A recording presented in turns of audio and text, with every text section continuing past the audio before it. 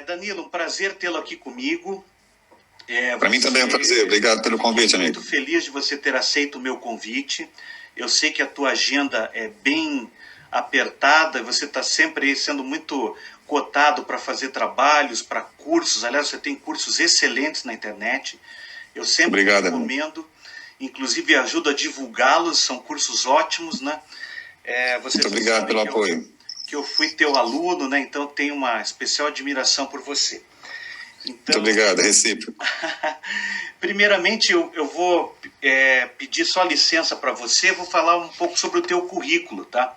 Eu até resumi, Danilo, porque senão eu ia ficar meia hora falando aqui, é muita coisa, você tem uma formação maravilhosa aí, profissional. Então, obrigado. O professor Danilo, ele é médico, mestre e doutor em ciências da saúde. Ele tem pós-graduação em Ayurveda e também em fitoterapia ayurvédica e acupuntura. Ele é sócio fundador da Sociedade Goiana de Acupuntura. Ele é ex-diretor e responsável técnico pelo Centro de Referência em Medicina Integrativa e Complementar da CESUS em Goiânia.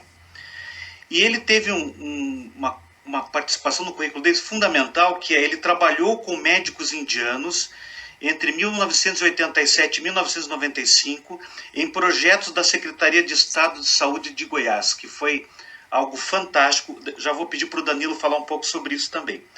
Além disso, o professor Danilo, ele é autor de vários livros, até eu tenho um outro livro dele aqui que, se tudo correr bem no futuro, nós vamos falar, que acabou de chegar para mim, que é o livro Essência da Saúde, um livro maravilhoso sobre fitoterapia. Então, o professor Danilo é autor realmente de livros muito úteis e livros muito importantes para o estudante de Ayurveda no Brasil.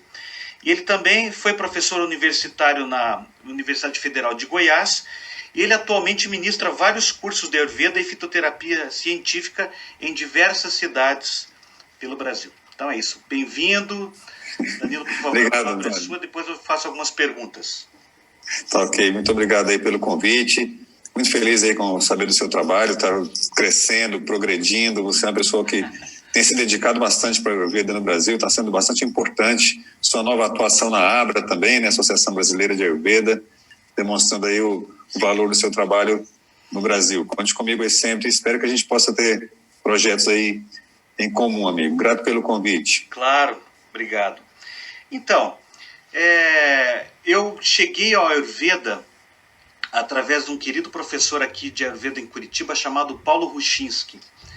E ele foi meu primeiro professor de Ayurveda aqui em Curitiba, e ele teve uma participação especial nessa minha mudança de vida, que eu vim da área tecnológica para o Ayurveda.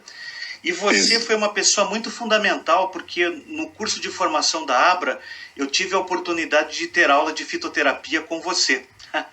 Isso, eu me lembro. É uma das cadeiras que eu, humildemente, ajudo a passar no curso da Abra para outros alunos, né? E muito eu herdei de você. Mas eu queria saber como é que a Ayurveda chegou até você, Danilo. Como foi esse processo? Muito legal. Eu sempre gosto de contar essa história aí, né? Porque a gente lembra, né, dos tempos que a gente estava buscando, né, por algo a mais dentro da medicina, né? Porque eu fiz um curso de medicina na Universidade Federal de Goiás, e ao longo do curso eu tinha uma expectativa de encontrar cadeiras ou temas, matérias que falassem sobre saúde, promoção da saúde, né? Manutenção da saúde, prevenção do adoecimento. Mas, na verdade, a gente passou todo o curso ali estudando basicamente especialidades em doenças, tratamentos, medicamentos, cirurgias, basicamente uma medicina assistencial, o que é muito valioso, que é muito importante, né? Eu entendo e considero assim, né? Só que essa área está muito bem assistida, né? Tem muita gente, todas as faculdades, todos os médicos que saem da faculdade saem para isso. E eu tinha uma expectativa de fazer um trabalho em prevenção, em promoção de saúde, né? Tanto que eu fui fazer uma residência em medicina preventiva e social. Então, nessa minha residência, o nosso preceptor, na época, Dr. Ivan Maciel, não é meu parente não, mas ele chama Ivan Maciel. O Dr. Ivan, ele era também o secretário de saúde na época, e era o preceptor da residência em medicina preventiva e social. E ele, então, foi contactado pelo governo do estado, que foi acionado pelo Ministério da Saúde trazendo, então, um projeto do Maharishi Mahesh Yogi para o Maharishi Ayurveda ser implantado no Brasil. Então, o Maharishi trouxe um projeto de Ayurveda e meditação transcendental para o Ministério da Saúde, e o Ministério da Saúde ofereceu para todos os governadores, todos os governos de estado. Na época, o nosso governador, ele era um médico também, e ele tinha uma visão também de medicina comunitária, medicina preventiva. Então, ele acionou o nosso secretário de saúde. O secretário de saúde também tinha uma visão bastante assim, ampla e uma visão preventiva de promoção de saúde, e ele abraçou o projeto. E ele chegou para mim na residência, né? Ele era meu preceptor, estava terminando o primeiro ano de residência, ele falou: Danilo, você gosta dessas coisas aqui que eu sei, está sempre estudando, homeopatia, fitoterapia.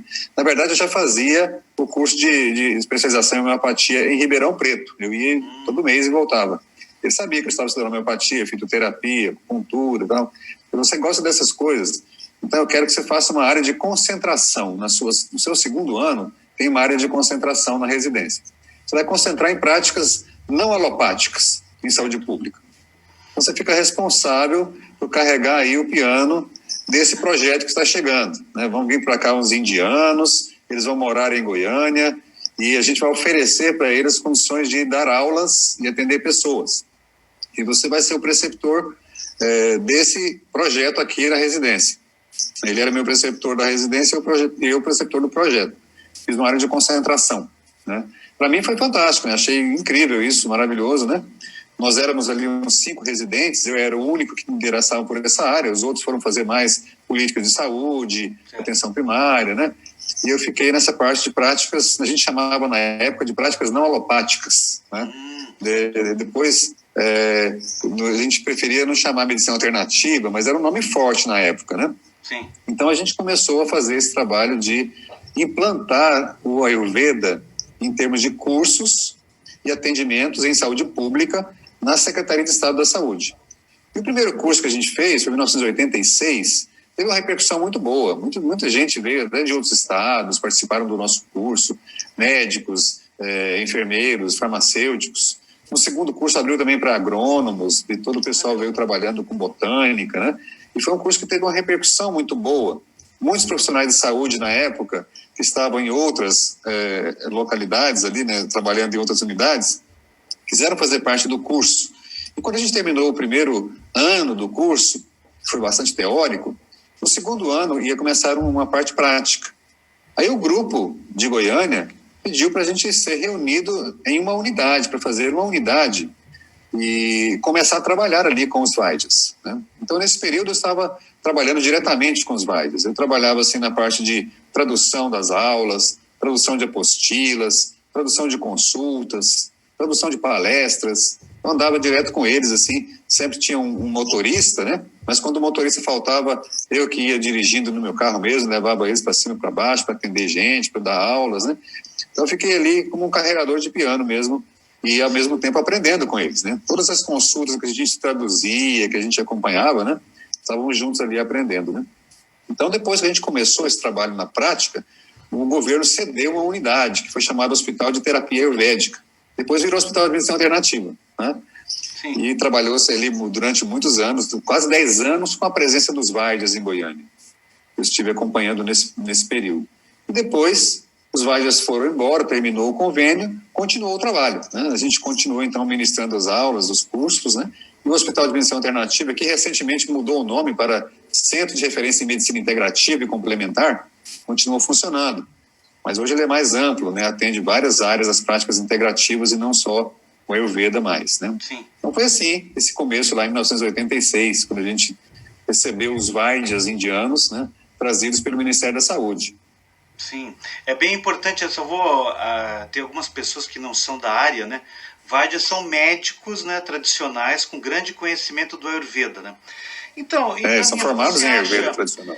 Uma pergunta que sempre a gente tem aí que permeia essa questão de usar o Ayurveda.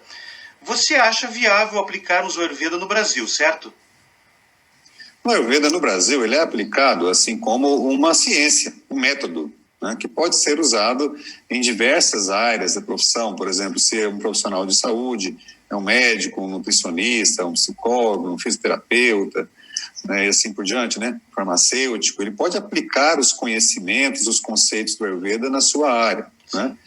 E nós temos aqui no Brasil também vários terapeutas, não temos? Terapeutas holísticos, terapeutas naturalistas, Sim. pessoas que trabalham também com naturopatia, formados em naturopatia.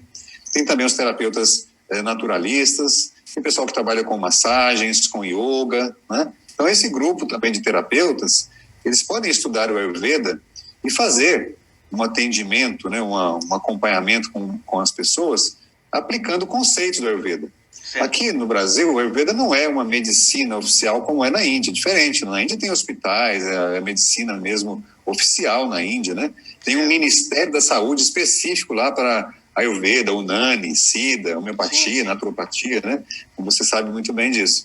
Então, para as pessoas que não sabem, na Índia tem um ministério que cuida dessas medicinas tradicionais. Então, lá tem hospitais, tem escolas e tudo. No Brasil, não. No Brasil, é uma prática integrativa. O Ministério da Saúde reconhece. Isso. Exatamente. É importante citar, porque eu sou um terapeuta Ayurveda, então é uma prática integrativa e complementar.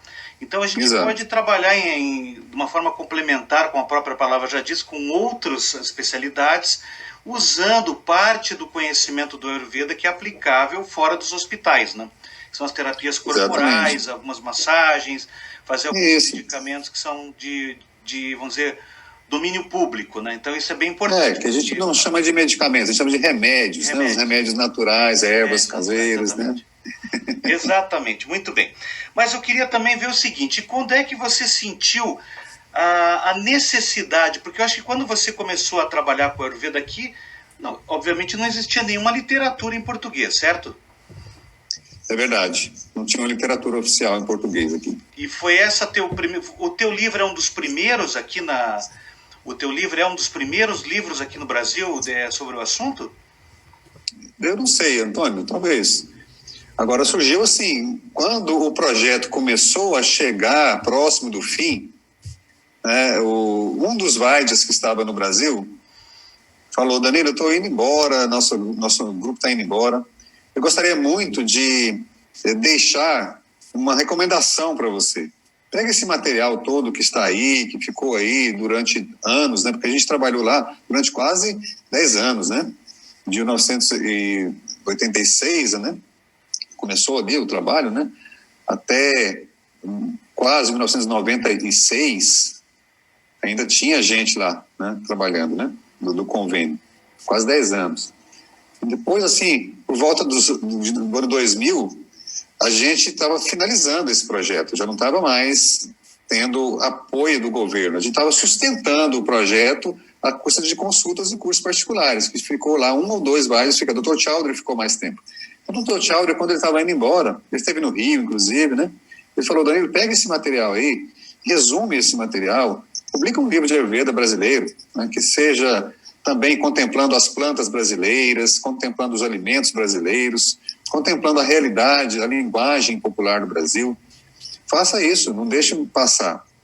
Ele tinha recomendado isso para outras pessoas também, todo mundo achou muito difícil, muito complicado, né? Sim. E eu não posso dizer que não é não, porque a gente fez esse trabalho, né? Um trabalho assim, de grande fôlego mesmo para construir o livro. Aí eu levei para a gráfica da Universidade Federal de Goiás. Você viu, o livro ficou 6 anos para ser aprovado pela gráfica da editora, 6 anos. Fazer reunião atrás de reunião, parecer atrás de parecer. O primeiro parecerista deu um parecer favorável para a edição do livro.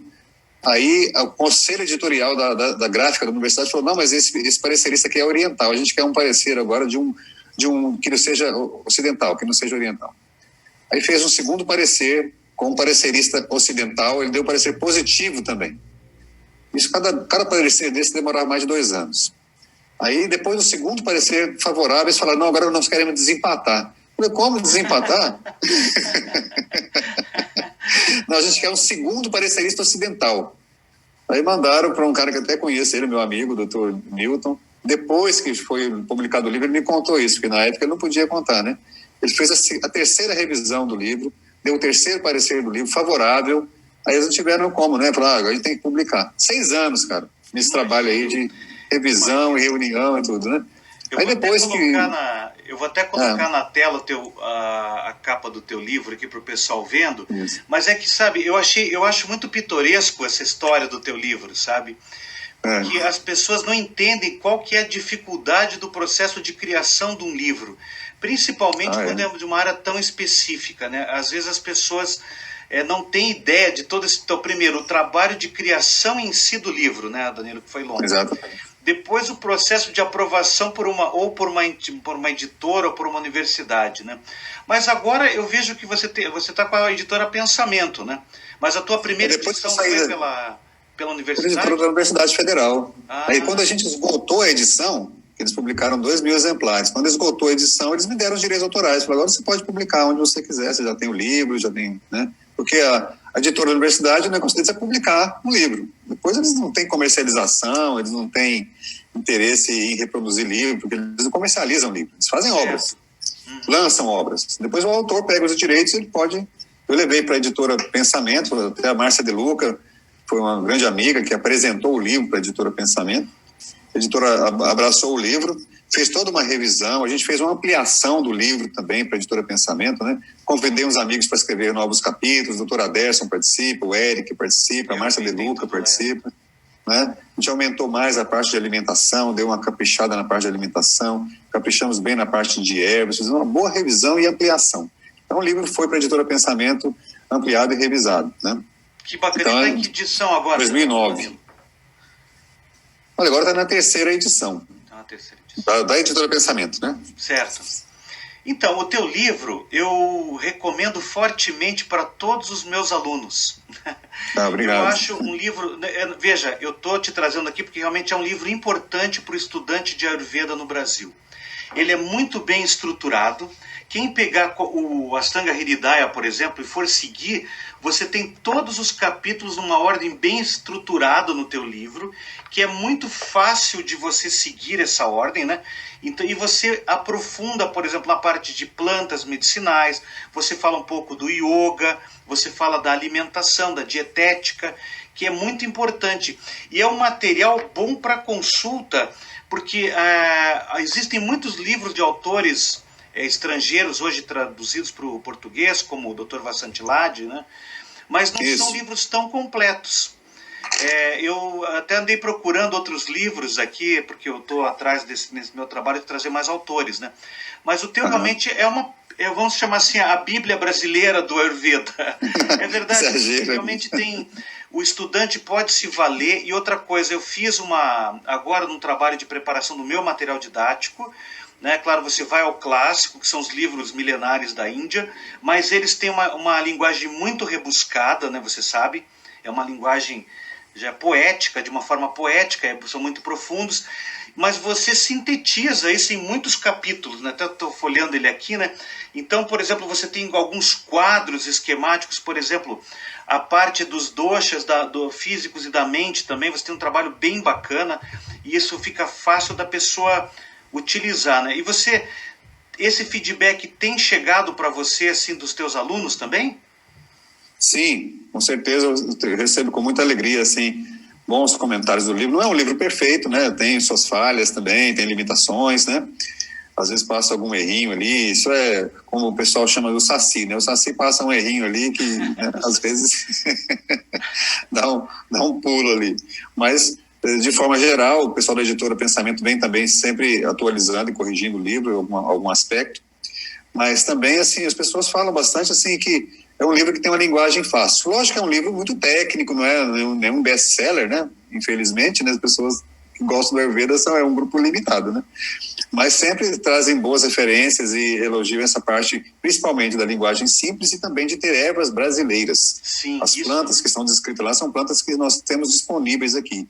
Só que nós temos muito mais plantas disponíveis do que estão no livro. A gente teve também uma limitação de página, né? A gente recebia assim, muitos cortes, né? Assim, plantas, por exemplo, que não tinham muito estudo científico na época, foram eliminadas do livro. E hoje já tem estudo científico dessas plantas. Então eu sinto necessidade hoje de dar uma ampliada. É o que a gente vem fazendo aí nos nossos cursos também, né, de fitoterapia, ampliando o número de plantas brasileiras que são ayurvédicas, já trazendo estudos mais recentes, mais modernos, né, que validam o uso dessas plantas, né? E como o próprio Ayurveda diz, a gente tem que se valer dos recursos da sua região, né?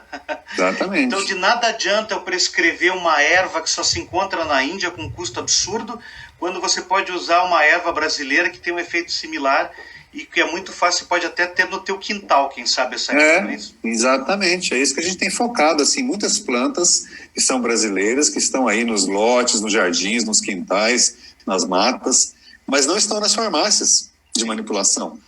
Não estão nas ervanarias ainda, porque o Ayurveda é uma ciência tão rica, tão ampla, milenar, mas aqui no Brasil ele ainda é pouco conhecido. Então a gente, no último módulo, agora que a gente fez o curso de fitoterapia ayurvédica, aplicada às plantas brasileiras, nós mostramos ali pelo menos umas 6 plantas que são muito regionais, muito locais aqui no Brasil e que não são disponíveis. Eu falei, a gente precisa cultivar essas plantas. Sim. Precisa resgatar o valor dessas plantas, né?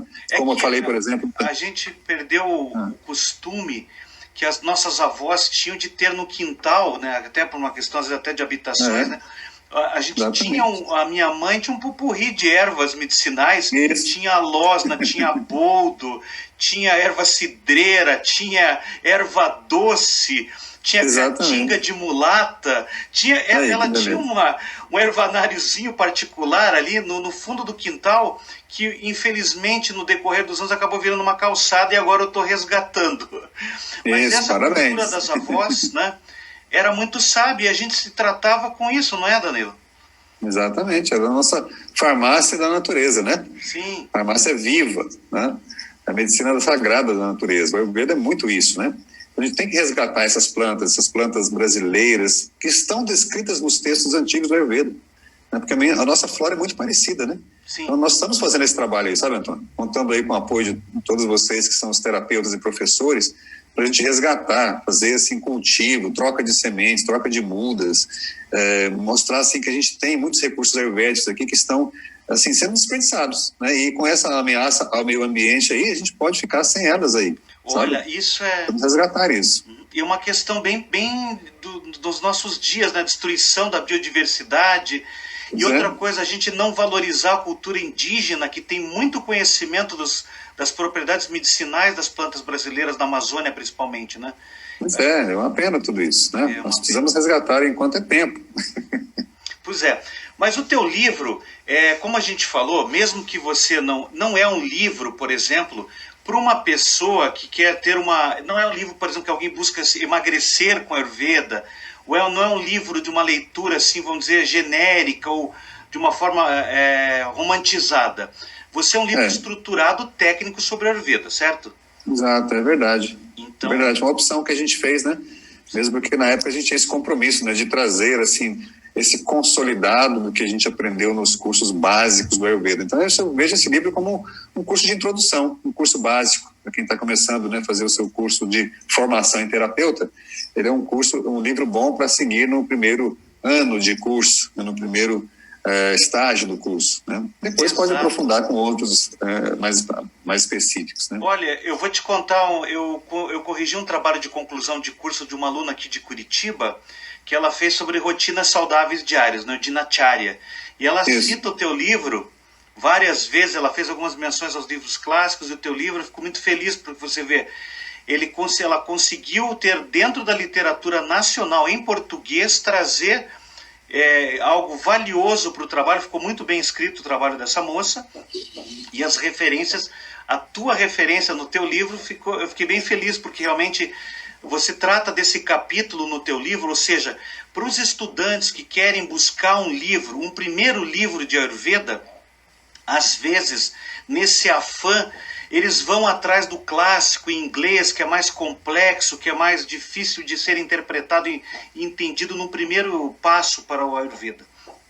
E o teu livro, ele abrange toda essa parte fundamental do Ayurveda, até tratamentos, ele vai adiante, né? Terapias corporais, até essa parte de terapias corporais, o professor Eric Schultz, que te colaborou. Ele escreveu esse capítulo, capítulo aí. Então eu considero um livro que ele é um livro de cabeceira do estudante. Nós temos agora esta série não é uma série de lives para um público, então até eu gostaria de levar para mais gente. Vai ter livros que eu vou falar de livros que são mais comerciais, né? O teu livro comercial, mas é um livro técnico e de fundamentos para estudar o Ayurveda, né? Mas nada impede que uma pessoa que queira ter um conhecimento, né, sobre o assunto um pouco mais aprofundado possa usá-lo, você não acha? Claro, com certeza. Eu sempre que pessoas me perguntam, não sabem, né, que eu escrevi um livro, me perguntam, qual livro você recomenda? Olha, vou recomendar o meu, assim, com alegria, saber que você vai gostar do livro, que é um livro simples, fácil, isso que você falou, aborda, eu digo assim, os fundamentos e princípios do Ayurveda, né? Os fundamentos e princípios do Ayurveda que a pessoa precisa saber para começar a estudar, fazer o básico, fazer depois passar para o intermediário, para o avançado, né? Então começa ali com o básico. A gente contemplou essa parte básica inicial, um curso de abertura. Mas também sempre é bom a gente revisitar, né? Mesmo que a pessoa já esteja adiante, já esteja estudando outras coisas, né? Tem a parte de fitoterapia ayurvédica brasileira, né? Onde a gente traz assim, as plantas mais práticas, né? Que no uso, né? E a gente fala sobre a linguagem ayurvédica, né? Assim, sabor, né? Potência, vipaka, ação sobre os doshas, né? Fala muito também sobre as doses corretas do uso das plantas, né? Preparações, a gente fala várias preparações caseiras, também fáceis de fazer, um óleo medicado, um ghee medicado, né? Uma geleia medicada, né? Tem pomada, unguento, as churnas pós-compostas, pozinhos compostos, né? Como masalas, né? Então tem muitas dicas práticas mesmo, que mesmo que seja uma pessoa mais avançada no Ayurveda, ele pode voltar ali e achar coisas que, de forma tão prática e tão elaborada, não encontra em outros textos, né? Claro. Porque a gente reflete ali uma experiência de muitos anos de atendimento mesmo aos pacientes na saúde pública, né? Então tem dicas de práticas ali muito valiosas. E isso é um livro de uma pessoa que viveu a Ayurveda, né, Danilo? Pois é, a tua história, e eu não inventei nada. Eu me lembro bem da tua aula. Quando você não inventei nada, né? Tudo livro. Quando você contou da tua história de vida, foi encantador, porque todo mundo se motivou, porque viu que você chegou a ir para a Índia já, Danilo?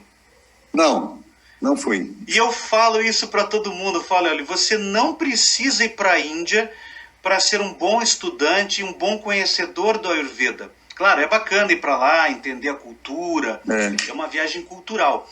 Mas você é um exemplo vivo que não é uma condição exclusiva, é fundamental. Você pode até não ir à Índia e ser um bom profissional do Ayurveda, você não acha? Claro, como você pode ser um acupunturista sem ir para a China. Isso. Né? Você pode trabalhar com florais de bar sem ir para a Inglaterra, tomar chá em inglês lá. Pode, não pode. E a gente, na verdade, eu sempre falo isso assim, ó, a gente, na verdade, foi desaconselhado pelos nossos professores a irmos para a Índia. Falaram, olha, é uma realidade muito diferente do que a gente quer implantar aqui. Então, se vocês forem para lá, vai atrapalhar aqui o nosso modelo de implantação do Ayurveda enquanto um método, separado da cultura, separado da Índia, separado, né, da geopolítica da Índia, das condições sanitárias, das exigências sanitárias, é muito diferente. Tanto o status da Ayurveda na Índia é um, aqui é outro. Né? As exigências lá são de um jeito, aqui de outro. Então, assim, vamos implantar o nosso Ayurveda aqui, depois você pode ir. Eu tenho vontade de ir, sim, sabe? A minha esposa também, a Verena, sempre fala, a gente tem que ir e tal. Eu incentivo todo mundo aí também, acho que vale a pena. Todo mundo que organiza viagens para a Índia, né, com o Ayurveda, eu indico pessoas, indico amigos, indico alunos, né? Eu falo, vai sim, vai conhecer lá e tal, né?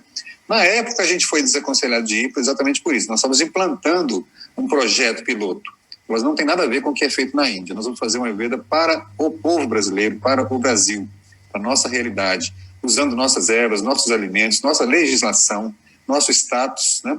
E o status do Ayurveda era muito menor ainda naquela época, né? Hoje já é uma prática integrativa e complementar do Ministério, né? A gente pode aplicar como uma filosofia, como uma ciência, como uma prática integrativa. Na época nem isso tinha, né? Então a gente foi, assim, muito desaconselhado, até pelo ministro da Saúde, que esteve lá na época, né, o Sarabia Felipe, é muito diferente a realidade. A gente não consegue implantar o que tem lá aqui, nem pensar. Muita coisa. Sabe, assim, tem muita coisa que os indianos queriam implantar aqui que a gente não dava nem jeito, né? Assim, trabalho com minerais, com metais, com urina, né? Fezes de vaca, um tanto de coisa assim que eles falavam assim, nossa, vamos restringir aqui, vamos fazer a coisa da fitoterapia, alimentação, trabalhos corporais, né? E a realidade brasileira. Então, por isso que eu acabei postergando, mas eu ainda quero ir. Vou pegar uma carona com vocês aí qualquer hora. Você falou uma coisa muito legal, sabe por quê? Um dia uma aluna, eu estava numa outra cidade que não era Curitiba aqui, ela veio conversar comigo e falou assim: olha, Antônio, tem uma coisa bacana, você agora me ensinou que é possível fazer Ayurveda no Brasil. Porque eu achava que era impossível eu, como brasileira, atuar como terapeuta ou fazer alguma prática do Ayurveda aqui, porque ficava assim, às vezes as pessoas têm uma visão um pouco idílica do Ayurveda, né? E a gente tem que trazer, contemporizar para a nossa realidade. Vou dar um exemplo. Eu atendo consultório com as práticas, né? As práticas corporais. Eu tenho que estar adequado à legislação do Brasil. Eu acho maravilhoso o drone e tudo mais, mas a nossa Anvisa e algumas agências de vigilância sanitária não permitem a maca de madeira no teu consultório, que é uma maca de madeira que usam na Índia, para quem não conhece, né? Então, o que acontece? A gente tem que trazer para a nossa realidade. Então, eu atendo de branco, não para querer ser médico, porque o protocolo do massoterapeuta, para você fazer um trabalho corporal com alguma outra pessoa, a exigência da vigilância sanitária aqui em Curitiba é que você esteja vestindo roupa branca. Então não adianta eu colocar uma bata hindu bonita, uma roupa toda colorida e num consultório, por exemplo, com uma visão da Índia, quando na realidade isso é diferente do que nós precisamos ter. Nós temos condições de higiene, foi como você bem falou, muito diferente, algumas coisas que a gente vai ter que respeitar. Então, até no congresso que você teve com a gente, você teve uma linda palestra de fitoterapia do Conayur, eu falei um pouco disso, mas eu não queria ser um chato técnico, eu queria ser o cara dizendo, olha, a Índia tem as políticas sanitárias de controle lá deles, nós temos práticas de biossegurança que exigem para que a gente atenda uma pessoa, mas nem por isso a gente descaracteriza o uso dos óleos medicados, as práticas, a execução das terapias, né? Então, acho que isso, eu não sei, eu acho que eu estou num caminho que você me passou, inclusive, com essa tua... Você comentou, eu nunca fui para a Índia, né? Eu falei, puxa, olha, isso é bem bacana. Foi um caminho que a gente aprendeu com os Vaidyas que vieram para cá. Porque a gente também pensava assim, como é que a gente vai atender aqui com a Ayurveda se a gente não tem os medicamentos que estão lá nos tratados do Ayurveda, né? Não tem aquelas fórmulas compostas, não tem aquelas plantas famosas, né? Como é que a gente vai atender o povo aqui? Olha, Antônio, eu conto isso sempre aí nos nossos cursos, nas nossas palestras, né? Os indianos começaram a atender as pessoas quando não tinha nem consultório. Para falar que não tinha farmácia de manipulação, para falar que não tinha medicamento, não tinha nada, cara. Eles iam nas casas das pessoas, atendiam as pessoas com a Ayurveda, falando de alimentação, falando de ervas caseiras, falando de óleos para aplicação externa, massagens, falando de meditação, falando de hábitos de vida, dinacharyas, né? Eu atendia gente assim, pobre, que não tinha um sofá para sentar na casa deles, ou atendia também o secretário de saúde e as suas tias, suas primas e as pessoas que moravam na cobertura do apartamento mais chique de Goiânia, com a mesma cara, com a mesma simplicidade, com o mesmo método e falando as mesmas coisas. Você vai ter que mudar a sua alimentação, vai passar esse óleo aqui, vai usar o ghee desse jeito, vai deixar de comer tal coisa, vai usar essa planta aqui. Eu não conheço essa planta. Então tá, eu vou preparar para você a planta na minha casa e trago para você. Vou trazer o pozinho de acariçoba para você, vou trazer o pozinho de quebra-pedra para você, vou trazer um pozinho de gengibre para você. Você vai preparar o pozinho, vai tomar o pozinho com mel, não sei o que, sabe? Eu falei, caramba, isso é Ayurveda. O Ayurveda você faz onde você estiver com o recurso que você tem na mão. E o Ayurveda, na realidade, na sua essência, é simples, né, Danilo? É simples. É estilo de vida, você ouvir o seu corpo, tá conectado com a natureza, seguir as práticas, como eu brinco, muitas práticas que as vozes da gente nos falavam já eram dentro de princípios do Ayurveda, né? Então a gente não precisa travestir, assim, glamorizar o Ayurveda, né? Eu não preciso distanciar. Eu tenho uma ideia, apesar de eu sou um pouco mais velho que você, eu tenho uma ideia da gente popularizar o Ayurveda. A gente quer popularizar, trazer mais pessoas. E às vezes no afã de você demonstrar o sânscrito, essa é uma linguagem um pouco mais rebuscada, você acaba afastando as pessoas de um conhecimento que ele pode ser ministrado às pessoas, levado às pessoas, e eu já fiz diversas palestras até testando isso, sem falar uma palavra sequer em sânscrito, dando rotinas de vida. Eu não preciso falar dinacharya, né? Eu não preciso falar nenhuma outra palavra, até dosha, se eu posso evitar. Dados, eu não preciso falar termos que ficam distantes da realidade de uma pessoa. Mas se eu levar a ela um aconselhamento e que sirva para ela mudar a vida dela e ter um benefício, eu já cumpri o papel de terapeuta, não é isso? Exatamente, perfeito. E também o Ayurveda sempre, eu digo assim, o Ayurveda é uma ciência maternal, ela abraça, ela inclui. Então, quando precisa também da medicina alopática, precisa do medicamento, precisa da cirurgia, precisa do hospital, é hora de encaminhar também, indicar. Eu já vi também muitos colegas aí, colegas do Ayurveda, né, que foram para a Índia, que lá passaram mal, os professores levaram para o hospital alopático, falaram, seu caso aqui agora é alopatia. Você tem uma crise ali, você precisa tomar um analgésico, precisa tomar um anti-inflamatório, né, ou precisa fazer uma cirurgia, não precisa... O Ayurveda é essa ciência que engloba tudo, né? Então a ciência da vida, né? É a medicina integral, completa, tudo isso também é uma visão ayurvédica. O médico, ele pode ser um especialista de qualquer área e pode estudar o Ayurveda e pode incluir o Ayurveda nos cuidados preventivos, promoção de saúde, atenção primária, para você viver bem, melhor no seu dia a dia, aprender a melhor condução da sua saúde, né? E quando precisa de um procedimento mais agressivo, ou mais intenso, ou um medicamento mais forte, também é a hora, né? Então, tudo é importante para o Ayurveda, né? Então, por isso a gente fala que o Ayurveda começa do beabá, do simples, do básico, para você fazer as coisas em casa. E também considera até o momento de uma medicina de ponta. Tudo isso faz parte da visão ayurvédica da medicina. Exato. E a gente não precisa entrar em conflito com outras ciências, né? Eu acho que a gente tem que trabalhar com essa multidisciplinariedade, né? Por exemplo, se eu já recebi pessoas que tinham que ir para um gastro. Primeiro, a gente faz o tratamento e acompanhamento como terapeuta Ayurveda, mas ele primeiro vai fazer uma bateria de exames para garantir que não tem algo já, um câncer instalado, algo mais sério. Então a gente não tem que se travestir do papel de curandeiro, e sim de apoiador das pessoas, de aconselhamento e, claro, e de encaminhar para outras especialidades quando você vê que é necessário, como você falou na Índia. Por exemplo, se uma pessoa tiver uma infecção bacteriana lá na Índia, ela vai tomar antibiótico lá na Índia. Dr. Paritosh, todos que eu conheci lá, eram bem assim, pragmáticos. Nós temos um hospital misto e, em casos, eles fazem ressonância magnética, fazem os exames maravilhosos que temos da medicina moderna, mas eles, claro, como o Ayurveda pregou que é longevidade, bem-estar, integração mente, corpo, alma, claro que daí você, saindo daquele pico, daquela crise, você trabalha com o Ayurveda de uma forma mais sistemática para longo prazo, né? Eu acho que isso é a riqueza da gente não entrar em conflito e sim saber valorizar cada especialidade para que daí o benefício seja da pessoa que venha nos buscar, né? O benefício do paciente, do cliente, seja lá como a pessoa chame isso aí, né? Muito bem. Concordo plenamente com você, é o que eu sempre digo também, é dessa forma que a gente trabalha sempre, né? Eu indico também, encaminho pacientes para especialistas. Olha, eu digo assim, 90% dos pacientes que eu atendo estão tomando medicamentos alopáticos, estão em acompanhamento com outros médicos, 90%, para dizer pouco, né? Talvez até mais. As pessoas estão aí na medicina convencional, né?